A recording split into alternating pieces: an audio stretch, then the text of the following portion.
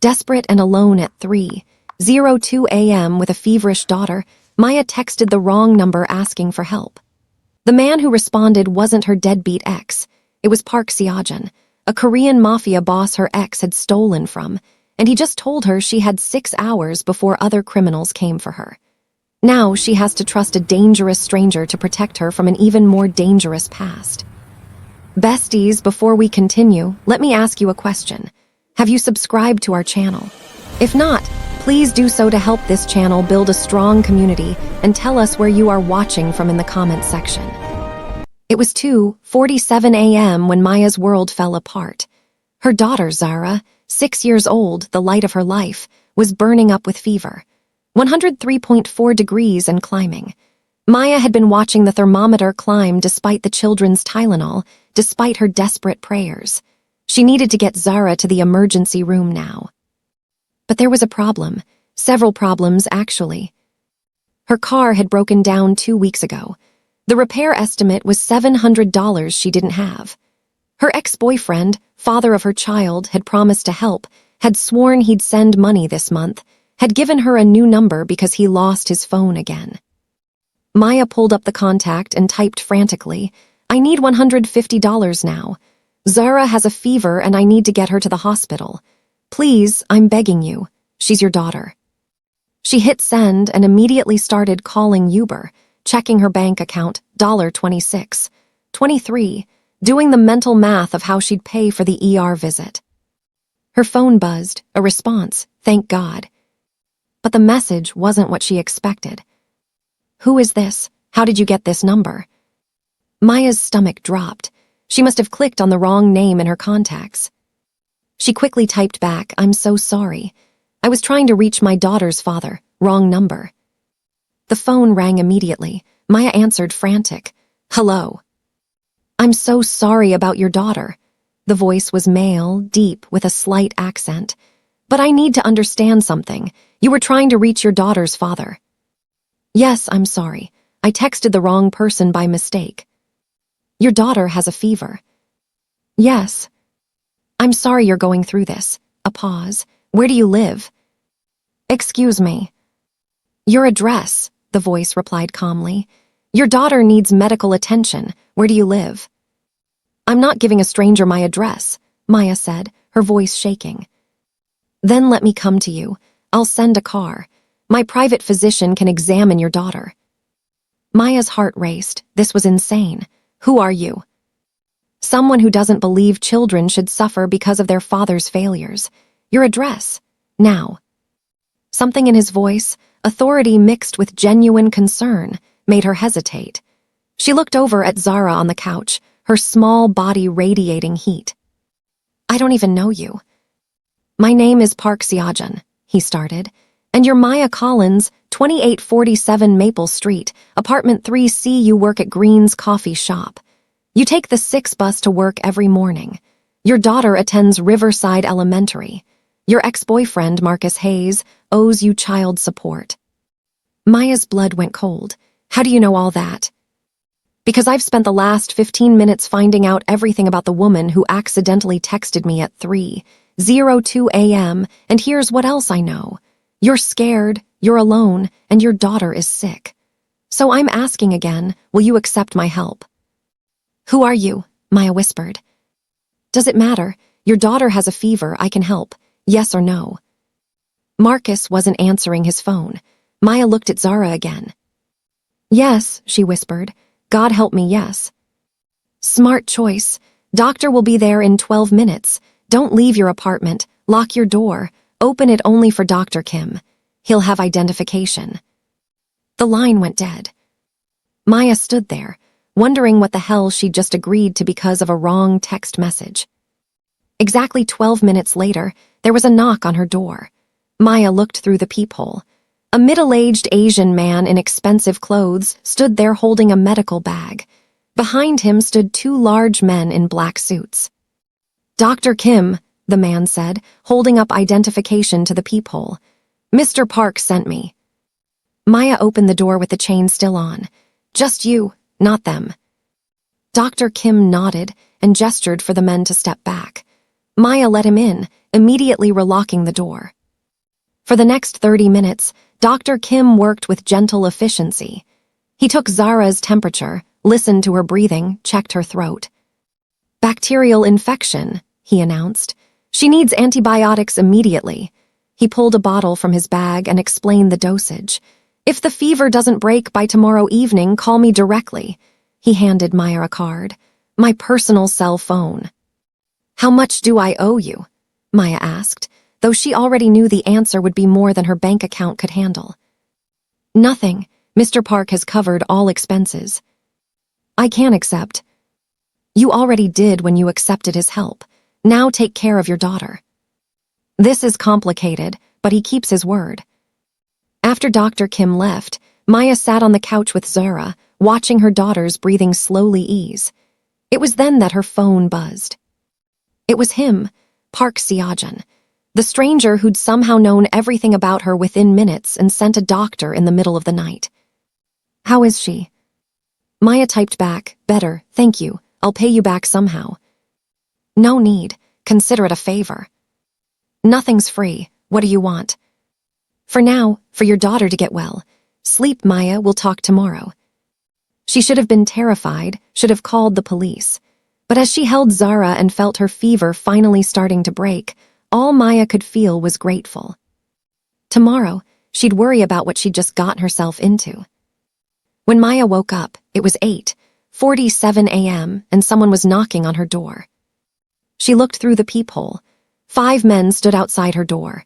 In the center was a man she instinctively knew was Park Seojun, tall, elegant, wearing a suit that probably cost more than her yearly rent, sharp features, dark eyes that seemed to see everything. The kind of man who commanded respect without saying a word. "I know you're awake," he called out calmly. "We need to talk." "About what?" "About the man whose number you were actually trying to reach, about Marcus Hayes, and about why you're in danger." Maya's hand froze on the deadbolt. "What are you talking about?" "Marcus Hayes stole from me. Quite a lot, actually.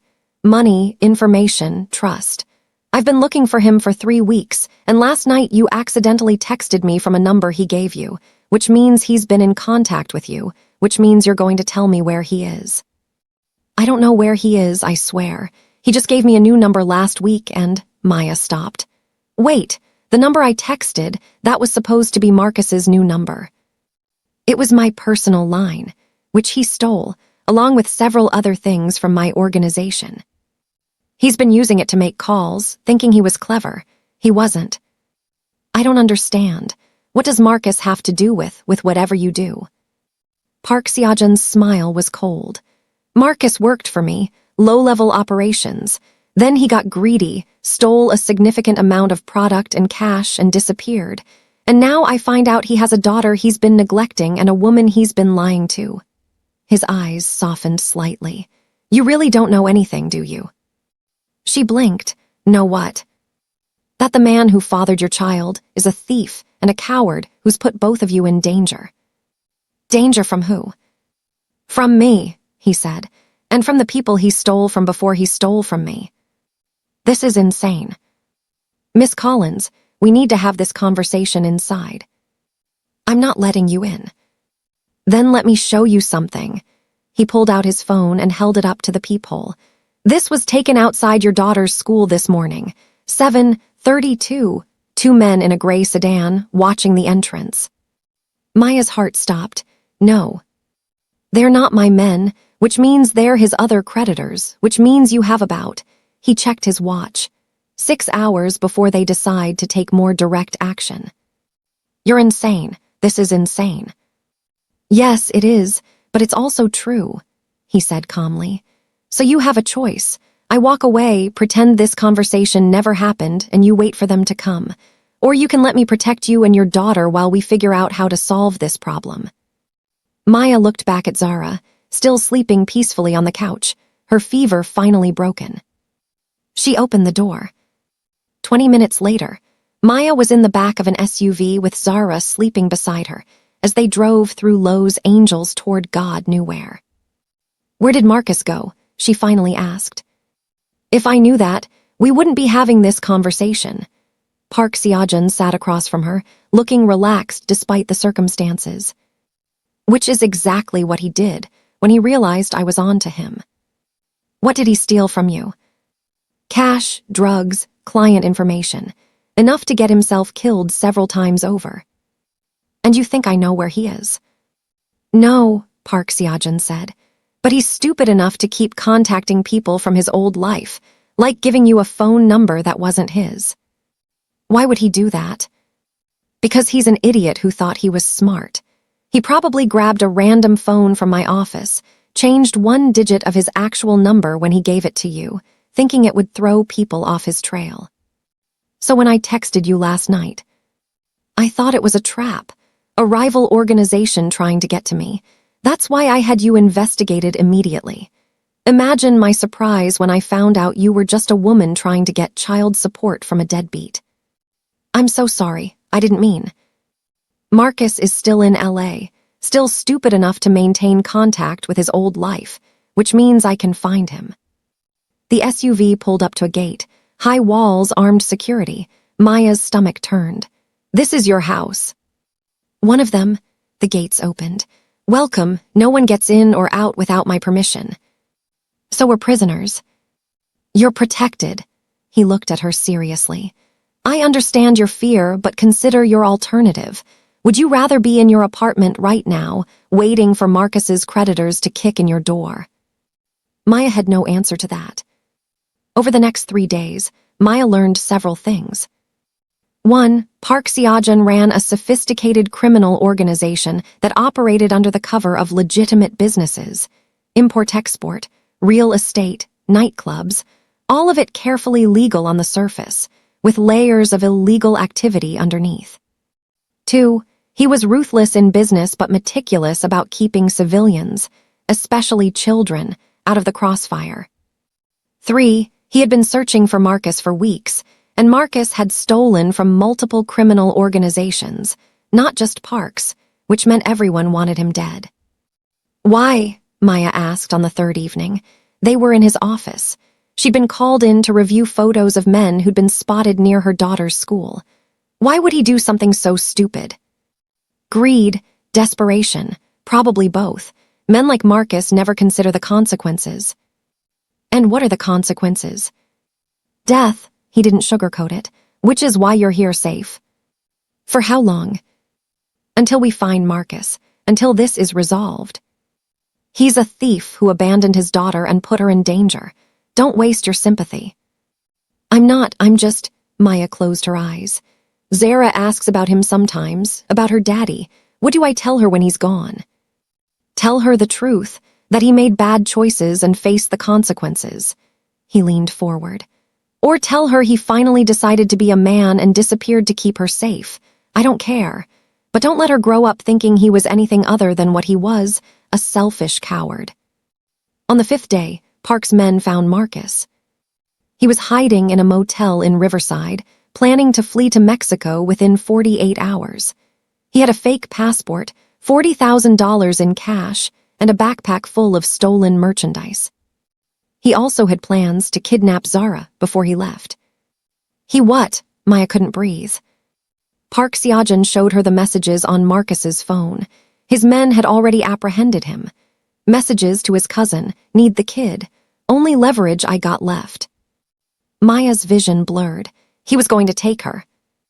He was going to sell her to one of the organizations he's been running from, use her as a bargaining chip. She couldn't speak, could barely think through the fury and heartbreak. What happens to him now? She finally asked. That depends on you. On me. He stole from me, endangered my operations, put innocent people, including your daughter, at risk. According to the rules I live by, he dies. Painfully. Park's voice was matter-of-fact. But I'm giving you a choice. What choice? I can make him disappear. Completely. New identity, new life, somewhere far from here with strict instructions. He's gone forever. Or I handle this my way, and you never have to worry about him again. This stranger who'd shown more concern for her daughter in 5 days than Marcus had in 6 years was offering her the power to decide a man's fate. If you let him live, she said slowly, how do I know he won't come back, won't try again? Because he'll know what happens if he does, and because I'll be watching, always. Why? Why would you do that? For a long moment, Park Seojun didn't answer. Then, because I had a sister once. She got involved with a man like Marcus. He got her pregnant, got her killed when his debts came due. She was 23. The baby didn't survive either. I'm sorry. Don't be sorry. Just make your choice. Maya thought about Zara, about the life she wanted for her daughter, about the questions Zara might someday ask. What happened to my daddy? Let him live, she said quietly. But I never want to see him again, and I want it in writing that he has no parental rights, ever. Done. 3 days later, Marcus Hayes legally signed away all parental rights to Zara Collins. He was given a new identity and $5,000 and put on a one-way flight to Alaska with instructions that if he ever returned to California, he'd be killed on sight. Maya sat in Park's office, holding the signed documents, trying to figure out what came next. You're free to go, he said. Back to your apartment. I'll fix your car, and I'll make sure you have enough money to cover rent for the next 6 months while you get back on your feet. That's it. What else would there be? I thought, Maya hesitated, I thought you'd want something. Everyone always wants something. I wanted Marcus. I got him. You and your daughter were collateral damage I chose to protect, that's all. But it wasn't all. Maya could see it in the way he looked at her, in the way he personally checked on Zara every evening, in the way he made sure her daughter had every comfort while they were here. What if I don't want to go back? The words were out before she could stop them. Excuse me. My apartment is in a bad neighborhood, she said. My job pays minimum wage. Every month is a struggle to survive. And now I know that bad people know where I live, know about Zara. She took a breath. You said you'd be watching to make sure Marcus doesn't come back. What if we just stayed here? You want to stay in my house? I want protection, she replied. Real protection for my daughter. Maya met his eyes. You said your sister died because of a man like Marcus. You saved us because you couldn't save her, so save us completely. Give us a life where we're not constantly afraid. He tilted his head. You don't know what you're asking. I'm asking for safety. And I'm not asking for charity. I'm asking for a job. For a long moment, he studied her. You understand what staying here means, what I am, what I do. You're a criminal, but you're an honest criminal, and you've treated my daughter better in 1 week than her own father did in 6 years. This isn't a romance novel, Miss Collins. I'm not a good man who will be redeemed by a woman and child. I'm not trying to redeem you, I'm trying to survive. Maya held up the papers. Zara's father is gone. We have no family in LA, no safety net. You're offering us protection. I'm just asking if that protection can be permanent. Another long silence. Then, you'll live in the guest house, separate from the main residence. You'll manage my household staff. You'll ask no questions about my business. And you'll never, ever put Zara in situations where she could be exposed to what I do. Done. If this doesn't work, if you change your mind, I'll help you relocate. New city, new identity, clean break. But while you're here, you're under my protection, which means you follow my rules. I understand. Then welcome to your new life, Maya Collins. 2 years later. Maya stood in the kitchen of the main house, directing the household staff through preparations for one of Park Seojun's business dinners. Zara, 8 years old now, healthy and thriving, was upstairs doing homework under the watchful eye of her tutor. Maya had kept her word. She ran Park's household with efficiency, never asking questions about the men in suits who came and went, never commenting on the occasional bloodstains that needed cleaning, never involving herself in business that wasn't hers. Park had kept his word too. They lived comfortably in the guest house with armed security. No one bothered them. No one threatened them. It was a good life, a safe life. It just wasn't the life Maya had imagined. The caterers are here, Mrs. Chen, the head housekeeper, announced. Should I show them to the dining room? Yes, thank you. Everything ready. Park Seojun appeared in the doorway. Maya still couldn't quite read his expressions. As always. Good, he hesitated. Zara's birthday is next week. I know, I'm planning a party. Just a few friends from school. Nothing extravagant. I thought we could do something bigger this year. Take her to Disneyland. Make a weekend of it. Maya blinked. We. If you'd like, I know I'm not. He trailed off. I know I'm not family, but I thought she might enjoy it. Over the past 2 years, Park Seojun had been distant but present. He asked about Zara's school, made sure she had everything she needed. Sometimes he'd eat dinner with them in the guest house, talking to Zara about her day, helping with math homework. He'd become something Maya didn't have a word for. Not father, not friend, something in between. She'd love that, Maya said softly, and so would I. His expression softened. Good. After the business dinner, after the guests had left, Maya found Park on the terrace, looking out over the city lights. Can I ask you something? She said. If you must. Why did you really let us stay? The truth. He was quiet for a long moment. Because of what I said about my sister. She died because no one protected her, because the man who should have cared for her didn't, because I was too late to save her. He turned to look at Maya. I couldn't save her, but I could save you and Zara, and maybe that makes up for it a little. You've given us more than I asked for. What about what you didn't ask for? Like what? Like this, he gestured between them. This, something you didn't ask for. Maya's heart raced. How long have you? 2 years, since the first day.